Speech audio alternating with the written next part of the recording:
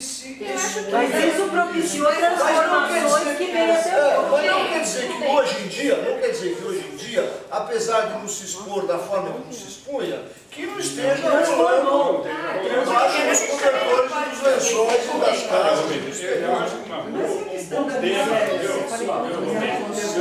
essa miséria sexual, eu acho que a questão da internet que faz com que casais godós que vivem juntos. O homem, eu tenho muitos casais que falam isso, o homem se masturba e diz para mim assim, eu tenho uma preguiça de procurar a mulher, não, eu prefiro me masturbar. Falta de Mas é miséria relacional. É miséria relacional. Agora você vai no bordel, É totalmente mental. É relacional, não é sexual. aqui é muita opção. Vocês estão falando de uma revolução sexual que hoje os casais vivem juntos para mantendo uma situação de morar na mesma casa. Eu não tive a conclusão do que é ser fiel e infiel. Não, Mas será que chega uma coisa?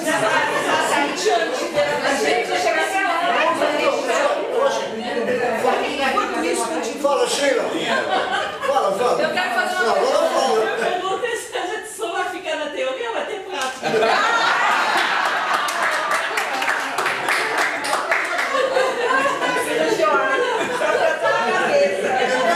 Ô, Sheila, depende do desejo de cada um. A minha amiga disse que eles não vão dar conta da gente. Com certeza. Vai ter demonstração? Não, eu só queria falar uma coisa assim, uma Vivência. minha. Vai ter Quando vivência. o Godoy fala, quando ele fala, para mim assim, parece a fala dele, as coisas que ele relata das coisas que passou antigamente, uma coisa prazerosa, divertida. E aí, tipo, quando as outras coisas acontecem, o que está acontecendo hoje, tudo parece que começa a ficar tudo escuro, pesado. Não? Então não houve revolução. Isso que eu Fica falei. pesado para Hoje eles. está mais Não, ao tenso. contrário. Houve uma transformação. mas eu ia Não sei se ele coloca, mas essas histórias que ele conta dos foi maravilhoso. Só que eu vou te falar uma coisa. Hoje a minha vida afetiva e sexual é melhor do que naquela época. Porque você está mais liso. Já experimentou tudo, né? Já experimentou Filosofia, ideologia, você simplesmente já experimentou várias Por quê? Porque essa ideia, assim, que eu vejo, às vezes as pessoas, essa coisa que a gente está falando, então, né, as pessoas que estudaram muito Reich, então queriam fazer igual, né, estudaram muito Marx, então queriam fazer a revolução social comunista. Tinha de ser daquele jeito. Então, né, aquilo foi um fracasso imenso. Só na União Soviética se mataram 20 milhões de russos para implantar uma revolução comunista. Tá certo? Depois, um fracasso econômico, porque é óbvio, toda ditadura, daí a pouco, começa bem intencionada, daí a pouco vira um caos de sempre e o país na bancarrota. Então, o que acontece? Quer dizer, aquela ideia do super-homem, blá, blá, blá, tal, tudo aquilo, houve uma criação mental. Nossa, não seria maravilhoso uma sociedade assim, no qual todos tivessem os mesmos direitos, o poder econômico igual? Seria maravilhoso. Só que aquela forma não deu certo.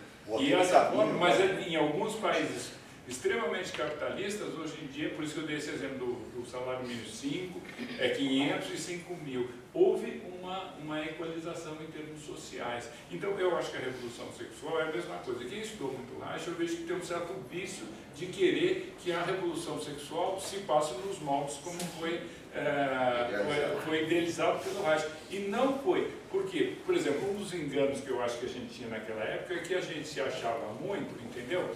Então, porque nós somos os bacanas e tal. E eu via o seguinte, que em polos extremos, quando você pega numa sociedade, na camada mais rica e também na camada mais pobre, ou também como a gente era uma camada, vamos dizer assim, mais metidos intelectuais e tal, então, nessa camada, o moralismo não existia transição. Exatamente.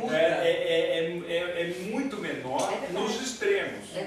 Então, É a classe média. a classe média, daqui para cá, nesse meião, é que se centrava o moralismo, etc., que foi atrasando todo esse processo de liberdade sexual. Esses extremos aqui foram coisas. Agora, aonde que eu acho que marginais, se passou? Marginais. E aonde que eu acho que também se criou muito? Foi a introdução da tecnologia, da televisão, da novela, daí não sei o que, não sei o que, não sei o que lá. Aí é que foi, de repente, aqueles conceitos. E foi incluindo. Exatamente, a E antes filha, dos o filho, o anos 60, adolescente vieram os anos ali, 50, né? e ali falava, meu pai, minha mãe fica falando essas bobagens, aí imagina, a fulana lá, o cara se veste daquele jeito, os artistas, não sei o quê, ganha milhões e tem um monte de mulher tudo atrás dele, aquela mulher lá transou com sei lá quantos e tá rica, Eu acho que está quente, mas acho que está chegando mesmo no nosso horário. Mas eu acho que a gente Mas concorda com você, a gente não terminou falando de fidelidade. Mais uns 20 anos.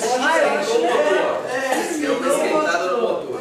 Acho que a gente chegou a falar sobre isso, mas a gente não chegou a conclusão. Acho que a gente não chegou a conclusões. E eu acho que chegar a conclusões já é querer demais, sabe? Uma conversa de uma noite. Sem álcool. Não, uma conversa de séculos. Então, mas eu acho que a gente pelo menos atingiu o objetivo. Pelo menos a gente atingiu o objetivo de discutir o assunto e nos angustiarmos um pouco com essa história.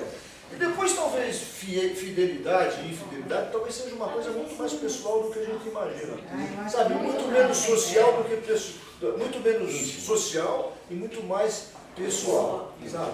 Como dizia Sartre, entre quatro paredes, né? As coisas. Ele apontou as dele também. Ele achava Então, Que ela era feliz, então, ela não era. então, mas ele passou por